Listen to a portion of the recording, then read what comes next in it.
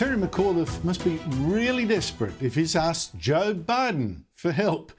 Now, McAuliffe should be the hot favourite to win the election next week for Governor of Virginia. I mean, 4 of the past 5 governors have been Democrats, including McAuliffe himself, but is now in so much trouble that he's called on President Biden, even though Biden is himself absolutely bombing in the polls, partly because he seems in severe mental decline.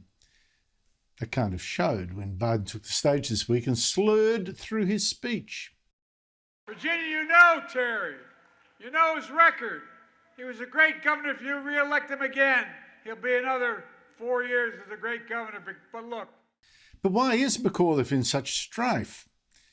He actually had some theories this week. He complained that his opponent, Republican businessman Glenn Youngkin, is talking about the vicious new race politics being preached by the left, including by Democrats. He talks about critical race theory. He talks about having these parents' meetings on critical race theory. It really bothers me because it is a racist dog whistle. A racist dog whistle? In fact, it's critical race theory that is racist. And you don't need to be a dog to hear it. It is screaming at you. Here's the latest example. Professor Brittany Cooper of Rutgers University.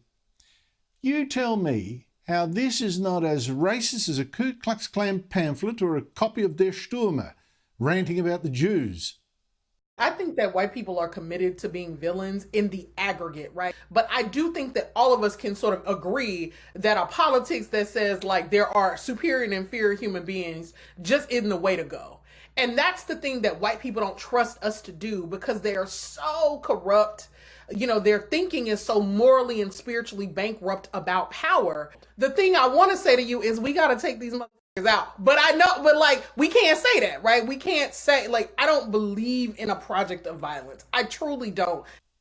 That is white hatred, racism, and preached by someone at one of America's top universities, someone teaching students, teaching presumably tomorrow's teachers and writers and politicians.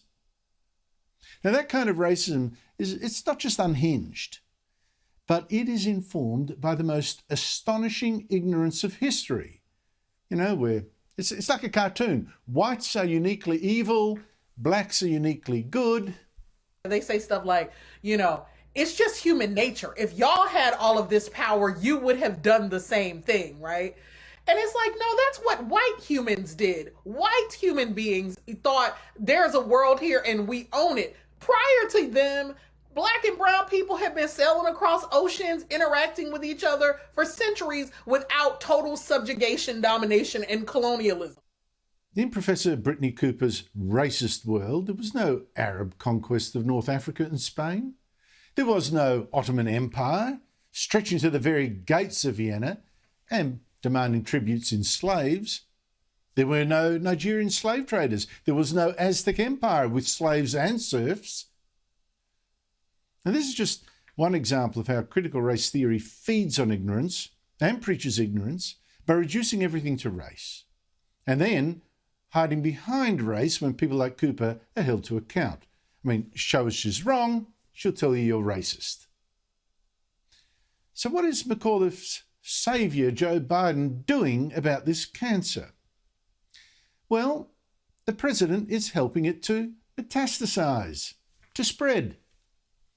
One of his first actions as president was to overturn Donald Trump's ban on federal agencies preaching critical race theory. And this month, Biden appointed a supporter of critical race theory, a supporter of the idea that the institutions of the US are fundamentally racist, appointed her as a special assistant in the Department of Education in its Washington, D.C. Office of Communication and Outreach. But if there is one thing that American education does not need, it is more people preaching race resentment and racial division. Earlier this year, for instance, psychiatrist Aruna Kilani gave a lecture at Yale University called The Psychopathic Problem of the White Mind. And she said, I had fantasies of unloading a revolver into the head of any white person that got in my way, baring their body and wiping my bloody hands as I walked away, relatively guiltless, with a bounce in my step, like I did the world an effing favour. I'm sure that, like me, you've heard many examples of this new racism, this anti-white racism, and it's spreading. Just this week, a student at Michigan State University saw nothing wrong in giving out free face masks to everyone except white students who had to pay $10. And it spreads beyond the universities.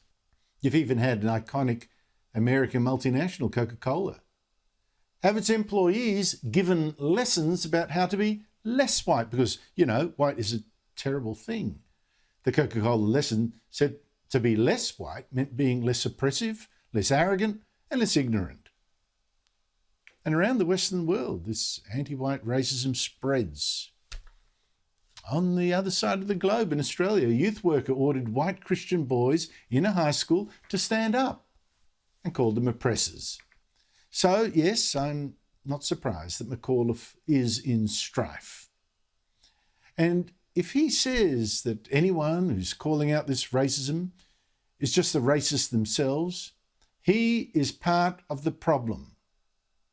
If President Joe Biden, standing next to him, is saying that what America's education system needs is even more of this race hate, then he's part of the problem too.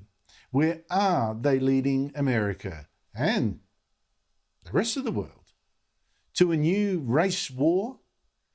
To the hatred and the sheer idiocy of a Professor Brittany Cooper?